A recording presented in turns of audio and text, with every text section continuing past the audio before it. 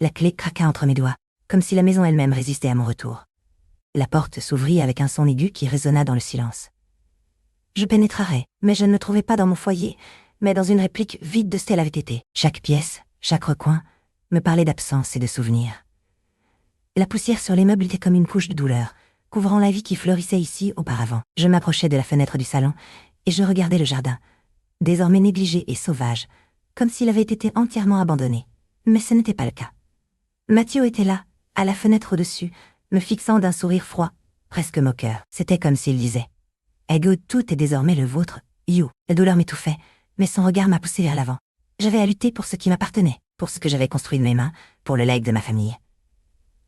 L'idée, ce n'est pas ma fin. Je suis plus fort qu'il ne le pensait, murmurai-je à voix basse, comme si je parlais à une partie de moi-même qui perdait déjà espoir. Clara sortit du salon et me tendit une lettre scellée du sceau de la notaire. Je l'ouvris des mains tremblantes, mes yeux cherchant des mots qui confirmeraient mon pire cauchemar. Les lignes se sont estompées devant moi, comme si elles étaient floues sur une photographie ancienne, jusqu'à ce qu'il ne reste les phrases clés. Yobé cession de propriété. Yobé transfert au nom de... un guide transfert au nom de... Et voilà, écrit en encre noire, le résultat de la trahison familiale. Mathieu me contemplait depuis la fenêtre, avec cette même sourire glacial, comme s'il avait décidé que la maison n'appartenait plus qu'à lui. L'air dans la salle d'audience était dense et lourd, comme si chaque parole prononcée restait suspendue dans le silence.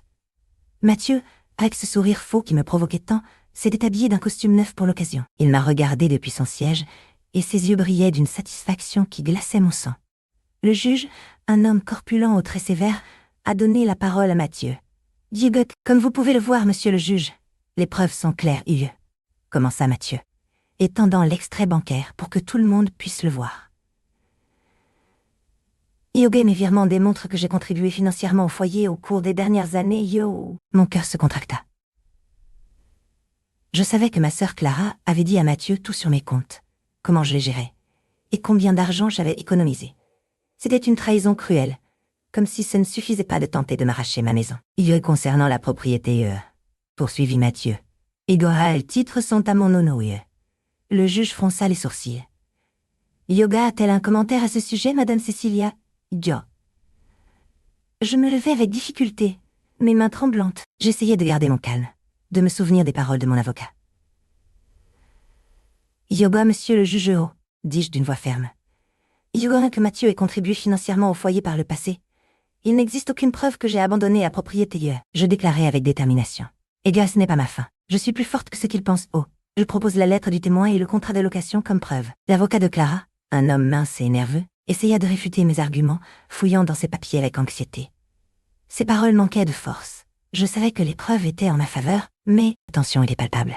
Ma famille, assise aux premières rangées, me regardait avec un mélange de tristesse et de méfiance, comme si elle ne savait pas quoi croire. Soudain, un son strident brisa le silence. Le timbre annonçant l'arrivée du personnel policier. Le juge appela rapidement à l'ordre, mais il était évident que quelque chose d'important se passait. La tension s'amplifia encore. « Diobé, je suis désolé pour ce désagrément, dit le juge d'une voix grave. Diobé, je vais devoir fermer la session aujourd'hui. Je prendrai du temps pour examiner les documents, et je rendrai ma sentence dans un bref délai, La décision provisionnelle du notaire arriva comme un coup dur. Se basant sur les titres de propriété que Matteo avait présentés avec tant de conviction, il m'arracha la maison des mains. Comme si ma lutte pour la conserver n'avait jamais existé, comme si mes souvenirs n'étaient pas aussi réels que le papier et l'encre. J'ai tenté d'interjeter appel devant le tribunal, mais leur décision fut encore plus cruelle. Clara devenait la propriétaire légale de la maison que j'avais construite avec mes propres mains. Je ne pouvais pas comprendre comment cela était possible. « Dire, c'est une injustice !» cria au juge. Ma voix n'était qu'un faible écho de fureur face à la froide réalité. Mais les mots furent ignorés par ses yeux impassibles. Puis, Matteo, comme si tout cela ne suffisait pas, me demanda une ordonnance restrictive. Je ne pouvais plus m'approcher de la maison, ni même contempler le jardin où nous prenions l'habitude de prendre notre café du matin.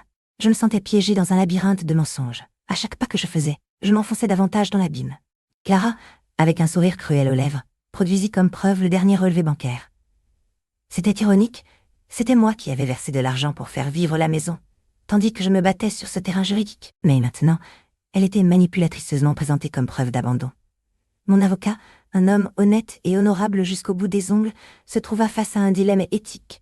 La preuve qu'avait avancée Clara était Discutable. Il savait qu'il ne pouvait pas l'utiliser pour faire appel, mais il ne pouvait non plus l'ignorer.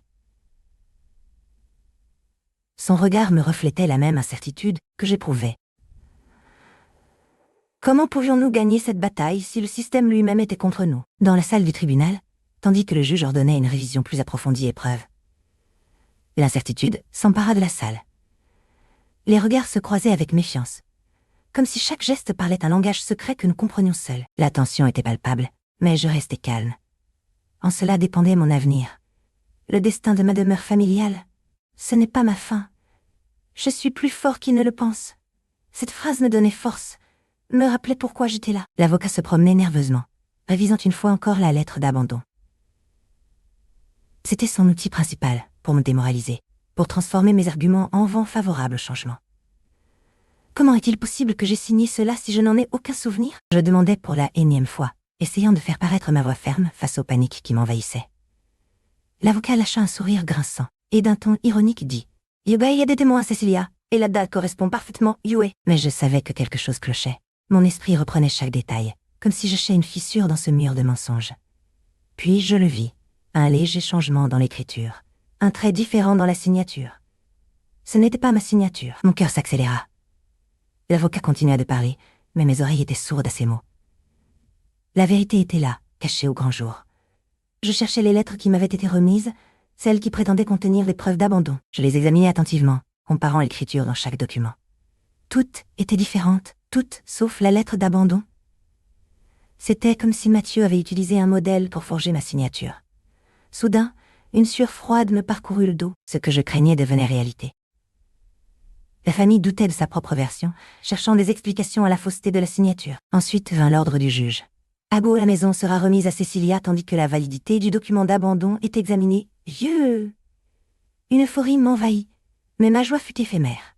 Mathieu savait qu'il était en difficulté, et réagit avec une fureur irrationnelle. Il tenta de se débarrasser de la boîte contenant les preuves cachées.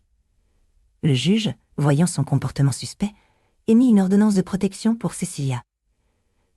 IDB Mathieu devra s'abstenir de toute approche de Cecilia et de sa maison, pendant toute la durée de l'enquête. Idioa. La salle d'audience était bondée. Le juge, un homme au regard sévère et à la posture rigide, s'était déclaré impartial après les pressions de mes avocats. C'était une victoire, mais seulement partielle. Cara essaya désespérément de salir mon témoignage avec cet extrait bancaire falsifié. « Hege Cecilia a toujours eu des problèmes d'argent, cria-t-elle depuis son siège, soutenue par Mathieu comme s'il était un rempart. Mais cette fois, j'avais quelque chose de plus solide que des accusations infondées. La lettre du témoin, remise à temps par Elena, l'ancienne voisine du bâtiment. Elena avait vu de ses propres yeux les preuves d'abandon de Mathieu et Clara. « Hugo, je l'avais vu avec mes propres yeux, » déclara-t-il devant le tribunal. Sa voix était ferme, pleine de conviction, comme une torche qui illuminait la vérité au milieu des ténèbres. Matteo faisait face à des accusations de fraude et de falsification. Ses mensonges se désagrégeaient comme un château de cartes au vent, et pire encore pour lui. Sa propre famille, honteuse de ses actions, rompit avec lui. Soudain, ils étaient tous du côté du mien. Ma mère, ma sœur, mes cousins, tous unis par une cause commune. Récupérer la maison que j'avais construite avec mes propres mains. La justice commençait à triompher. Et puis, alors que tout semblait tourner en faveur de la victoire, le juge leva sa main et dit, d'une voix ferme, dordée sur la base des preuves présentées, « Je suis dans l'obligation de déclarer la propriété irrévocablement à Cecilia. » Je sentais le poids de toutes ces semaines, de tous les préparatifs, de chaque bataille juridique livrée. C'était l'audience finale, celle qui déciderait du sort de ma maison, du foyer familial que j'avais construit avec mes propres mains. La salle était bondée, l'atmosphère tendue comme un fil à la veille de se rompre. Ils m'ont regardé avec reproche en entrant, Matteo et Cara, assis à côté de leurs avocats, comme si j'étais celle qui leur avait ravi ce qui leur appartenait. Mais ce n'était pas ma fin. Je suis plus forte que ce qu'ils pensent. Me suis-je répété une fois de plus, m'agrippant à cette phrase devenue mon bouclier durant ces mois. Le juge, un homme imposant au regard sévère, a appelé mon nom. Je me suis présentée d'une voix ferme, captant l'impulsion de la salle attentive. J'ai présenté les titres de propriété, qui démontraient clairement que j'étais la propriétaire légitime de l'immeuble. Ensuite, le relevé bancaire, détaillant les transferts d'argent qui m'avaient permis de financer la construction de la maison.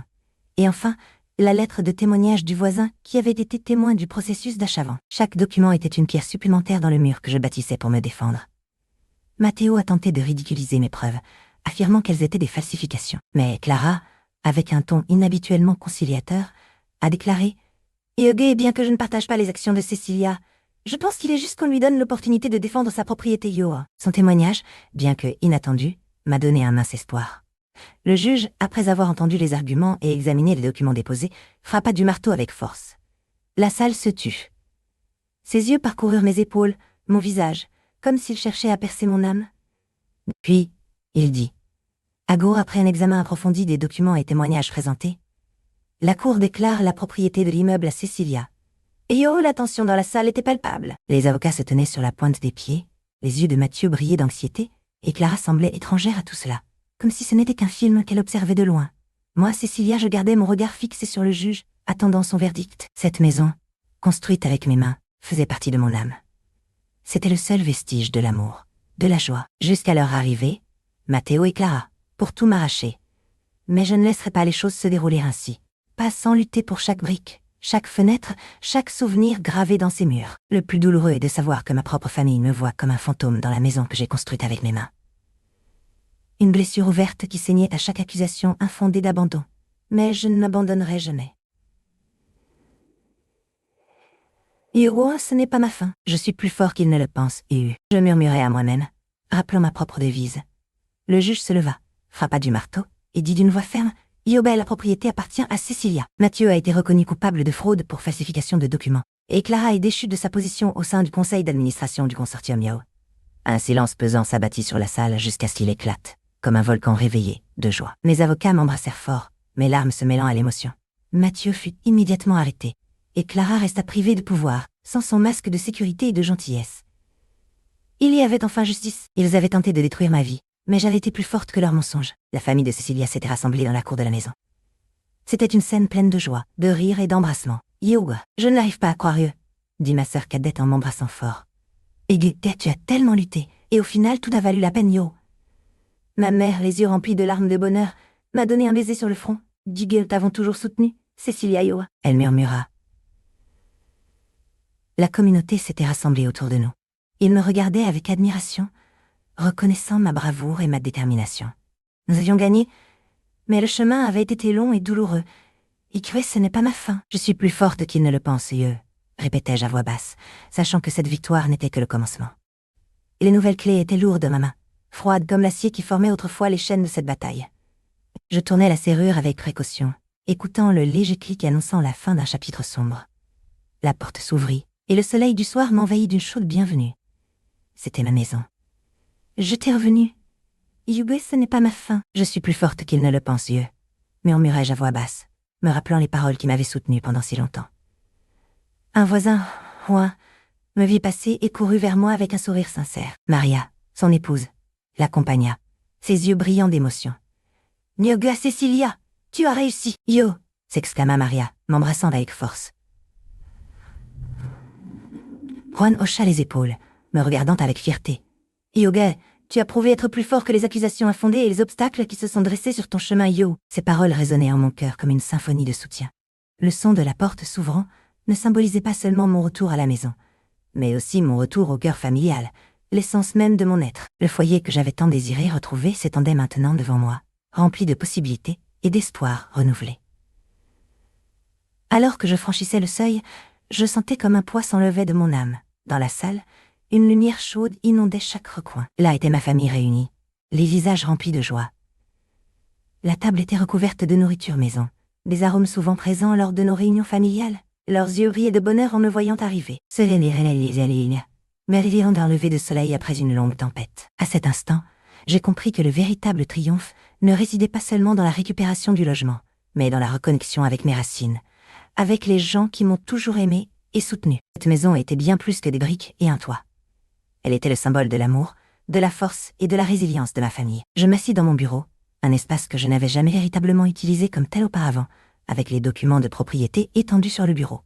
Les feuilles craquaient sous mes doigts, tandis que je les relisais une et une fois encore. J'étais comme si j'essayais d'absorber chaque lettre, chaque signature, comme si cela pouvait me rendre possession de quelque chose d'aussi essentiel pour moi.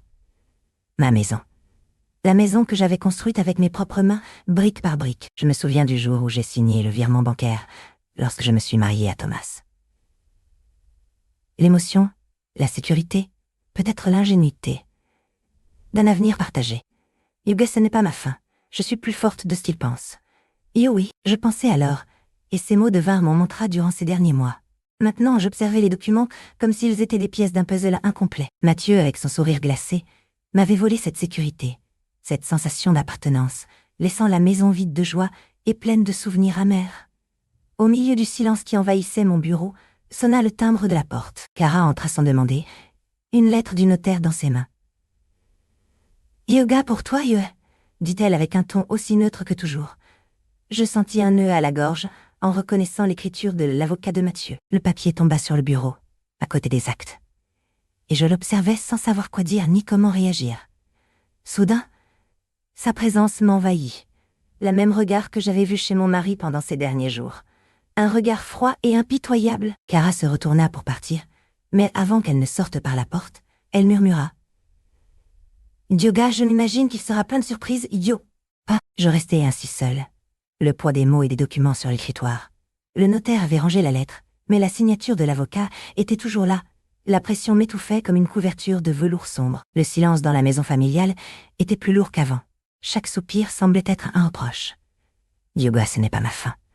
Je suis plus forte que ce qu'il pense, Yo. » murmurai-je à moi-même, m'agrippant à cette phrase comme à une bouée de sauvetage. Juan le voit, passa pour me saluer dans le couloir.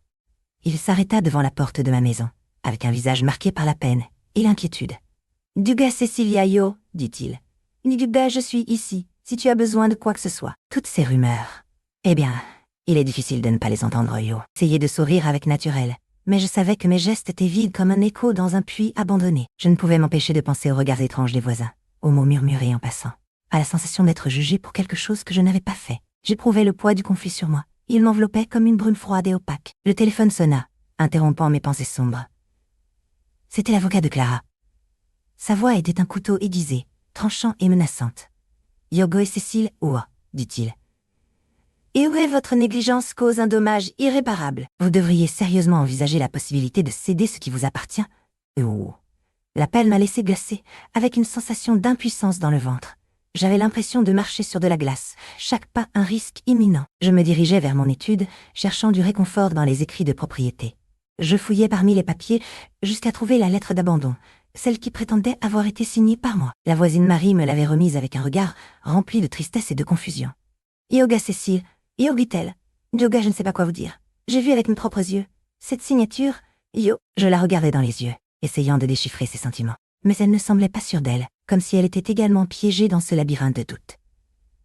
Je pris l'extrait bancaire qu'avait me remis mon ancien administrateur financier. Je cherchais la date du virement, la même date à laquelle je suppose avoir signé la lettre de démission.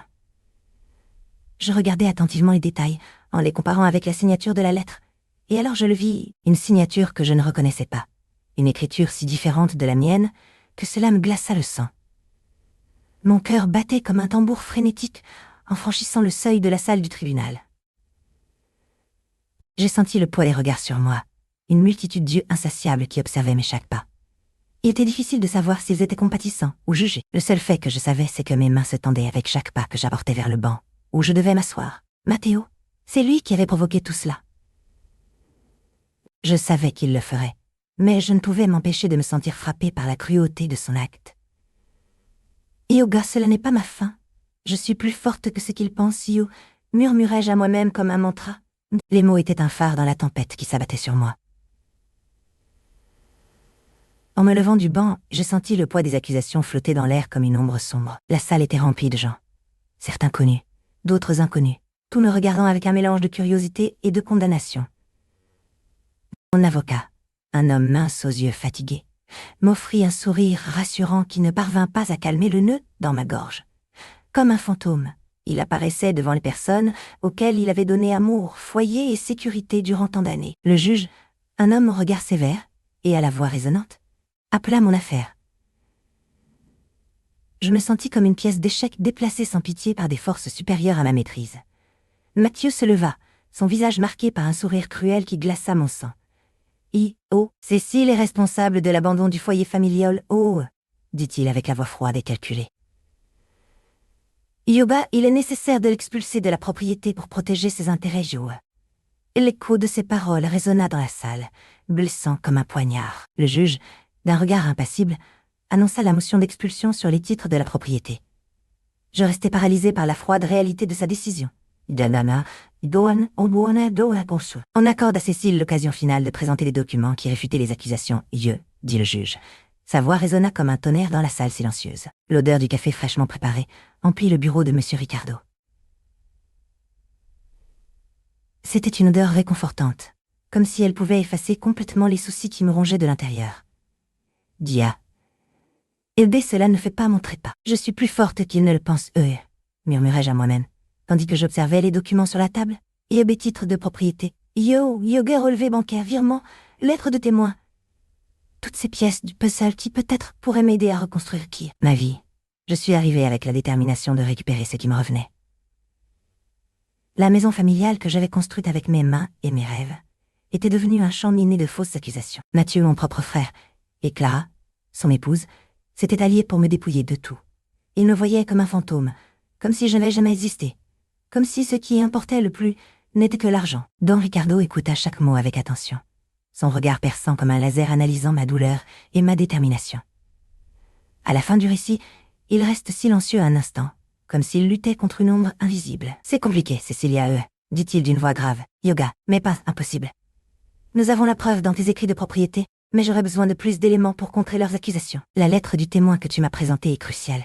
Et cette virement bancaire, le geek, c'est une arme à double tranchant. Attention. Pierre, une tension palpable imprégnait l'atmosphère. Clara entra dans le bureau comme si elle en était la maîtresse. Son sourire était faux, cruel. Yogo, Monsieur Ricardo, dit-elle d'une voix douce mais ferme. Yoga, mon mari et moi avons payé toutes les factures de la maison pendant des années. Cécilia n'a rien contribué. Il est évident qu'elle s'est oubliée sa famille et a abandonné ses responsabilités. Elle présentait son extrait bancaire comme si c'était une preuve irréfutable. Mais dans mon regard se reflétait la certitude. Il ne venait pas à me vaincre, pas sans lutter. Don Ricardo prit le téléphone. Et au gauche, je préparais un document juridique qui réfute les accusations d'abandon, dit-il d'une voix ferme. D'un coup, une lueur intense illumina le bureau. Une notification sur le téléphone de M. Ricardo l'interrompit. Son visage s'est transformé, comme s'il avait aperçu quelque chose d'effrayant. « Je ne peux pas répondre maintenant, dit-il d'une voix tremblante. Yoga, c'est un message d'un numéro inconnu, mais... Il m'avertit que cette action est dangereuse. Très dangereuse. Il y avait une calme tendue dans l'air, comme si la tension s'était condensée dans chaque recoin de la maison familiale. Je me sentais plus seule que jamais, mais cette sensation ne me paralysait pas. Igui, ce n'est pas ma fin. Je suis plus forte qu'il ne le pense, répétait mentalement pour la énième fois. J'avais besoin de garder le contrôle. J'avais besoin d'être impitoyable. Je me déplaçais entre les pièces avec la même rapidité et détermination que j'avais déployée face à ce procès, en examinant chaque document comme s'il était une piste qui m'approchait de la vérité. La voisine Marie avait été ma seule lumière dans tout cela. La seule qui ne s'était pas laissée entraîner par les accusations infondées d'abandon. Elle avait entre ses mains un extrait bancaire, des virements anciens, quelque chose que personne d'autre ne semblait se souvenir. Je me suis réunie avec elle dans sa cuisine. L'arôme du café fraîchement préparé emplissait l'air. « De Marie, yo !» je lui dis.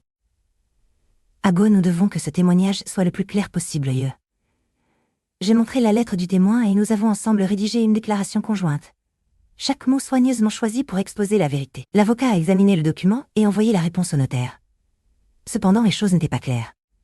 Clara, ma propre sœur, a commencé à douter de sa position après avoir vu la force de mes arguments. Ses regards vacillants au procès me firent ressentir une pointe de douleur, mais je ne me laissais pas submerger par la mélancolie. Et Mathieu, comme un prédateur attendant le moment opportun, envoya un message avec une menace voilée et me fit frissonner, cette sensation de danger latent que je n'avais jamais éprouvée auparavant. Soudain, mon esprit se remplit d'images déchirantes. Était-il possible qu'il me joue réellement? Cette nuit-là, lorsque je me suis couchée, une ombre sombre se dessina dans le couloir, comme si quelque chose ou quelqu'un essayait de capter mon attention. Le lendemain, j'ai trouvé un mot sur la porte de la maison, avec un seul mot écrit en majuscule. Fin. Les semaines qui ont suivi furent un tourbillon d'émotions. Chaque jour, je me suis heurtée à de nouvelles épreuves, à des accusations infondées qui me faisaient sentir comme un fantôme dans ma propre demeure. « ce n'est pas ma fin, je répétais pour rester ferme, me crampant à cette phrase comme à une encre. Mais la peur, comme une ombre, me hantait toujours. Puis, un tournant imprévu arriva. L'avocat, en examinant les titres de propriété que Clara et Matteo avaient utilisés pour justifier leur possession de la maison, trouva une erreur significative dans la date d'enregistrement. C'était quelque chose de minuscule, mais suffisamment important pour déséquilibrer toute leur argumentation. Je me sentis soulagée, peut-être pour la première fois depuis le début de tout cela. Mais Clara ne se laisserait pas abattre si facilement. Elle essaya de manipuler l'un des témoins, un vieil ami du quartier, pour qu'il change son témoignage. Je l'entendis dire à l'homme, « Yobé Cecilia n'est plus la même personne. C'est une femme fragile et instable. Nous devons nous assurer que le tribunal ait une image claire de qui elle est vraiment. » Mon sang glaça. La vérité était que je peinais à rester à la surface. Mais cela ne justifiait pas sa cruauté. À ce moment précis, alors que je fouillais dans la boîte d'archives de mon père, j'ai découvert un document dissimulé parmi des papiers anciens. Il s'agissait d'une lettre écrite par lui il y a plusieurs années, confirmant son intention de me léguer le domicile familial. Cette découverte m'a rempli d'espoir, mais aussi de peur. Comment Matteo réagirait-il à cela? Et voilà. Le conseil d'avocats reçut une plainte officielle contre Mathieu pour fraude. Il aurait falsifié les documents financiers par le passé. Ce qui semblait confirmer ma théorie selon laquelle lui et Clara étaient prêts à utiliser tous les moyens nécessaires pour obtenir ce qu'ils voulaient. Mathieu, furieux, resta seul dans la maison familiale tandis que j'étais au cabinet d'avocat. Je le vis de loin, pénétrant le sous-sol, avec la lettre que j'avais entre les mains. Son visage était déformé par la rage et la peur. Il tenta de la détruire, mais une partie d'elle échappa à sa fureur. L'avocat examina les titres de propriété que j'avais gardés avec tant de soin pendant des années. Il me renvoyait le regard à chaque fois que je les contemplais, comme s'il se souvenait des promesses faites et brisées. « Yoba, ce n'est pas ma fin. Je suis plus fort qu'il ne le pensait, murmurait-il à voix basse, tandis que l'avocat exposait les preuves devant le juge.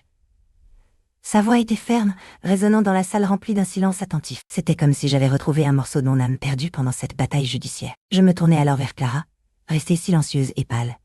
Elle semblait un fantôme, tout comme moi dans son récit. Je ne pouvais pas croire ce que j'entendais. Clara était sous enquête policière pour falsification de documents. Je regardais l'avocat. Son visage reflétait un léger sourire satisfait. L'affaire tournait à mon avantage, et il n'y avait plus qu'une question de temps.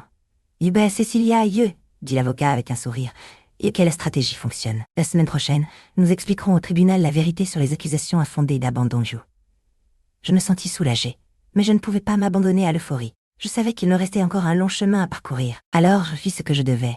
J'ai appelé la famille de Matteo. J'éprouvais une pointe de douleur en repensant à ses paroles blessantes pendant le procès. J'avais besoin qu'ils comprennent mon point de vue. Mais sa voix au bout du fil me confirma que Matteo s'était déplacé. Il avait quitté le quartier, comme s'il n'avait jamais été là. Un frisson parcourut mon corps. L'affaire approchait de son terme, mais une question restait sans réponse. Serait-il possible de récupérer mon foyer et la paix que je convoitais tant? Les mains tremblantes tenaient le papier haché par la réalité. Ce n'était pas seulement un avis d'expulsion. C'était un coup direct au cœur. Une offense à tout ce que j'avais construit. Je restais là, au milieu du salon vide de ma maison, incapable de respirer, comme si l'air m'avait été aspiré. Le silence devint plus grand, plus lourd, jusqu'à ne plus entendre qu'une impulsion rapide et frénétique de mon propre cœur. « Ce n'est pas ma fin, » murmurai-je d'une voix faible. « Je suis plus fort qu'il ne le pense. » Mais à ce moment précis, la phrase leitmotiv résonna comme un écho lointain, une promesse vide dans l'espace du chagrin. Clara avait choisi un avocat externe, un homme froid et calculateur qui me regardait comme si j'étais un animal à observer. Son regard était pénétrant, capable de lire mes peurs, mes doutes, jusqu'aux fissures de mon âme. Le cabinet d'avocat était un labyrinthe d'offices froids et impersonnels, où l'odeur du papier et de l'encre se mêlait à l'arôme métallique de la peur. Je cherchais du réconfort dans les preuves que m'avait fournies le témoin. Une lettre écrite en lettres tremblantes qui parlait de la bonne relation entre mon père et moi, comme si elle pouvait dissiper la tempête qui s'approchait. Mon avocat, un homme amable mais fatigué, tenta de trouver un médiateur. Quelqu'un qui pourrait rapprocher nos positions, qui pourrait redresser la situation avant qu'il ne soit trop tard. Mais Clara était déterminée, son avarice était implacable, et elle ne semblait avoir aucune pitié pour les ruines qu'elle allait construire dans ma vie. Cette nuit-là, le sommeil m'échappa comme un oiseau blessé. L'anxiété me serrait la poitrine, un nœud invisible qui refusait de se lâcher. Les ombres dansaient dans l'obscurité, projetant des images déformées de ma maison, de mes souvenirs, de ma propre famille. La demeure familiale se sentait plus froide, plus vide, comme une tombe attendant son dernier habitant. À l'aube, les heures s'écoulèrent au rythme implacable du tic-tac de l'horloge. La lumière du soleil pénétra à travers les rideaux, traçant un rayon d'or dans la pièce. Il était 3h07 du matin lorsque,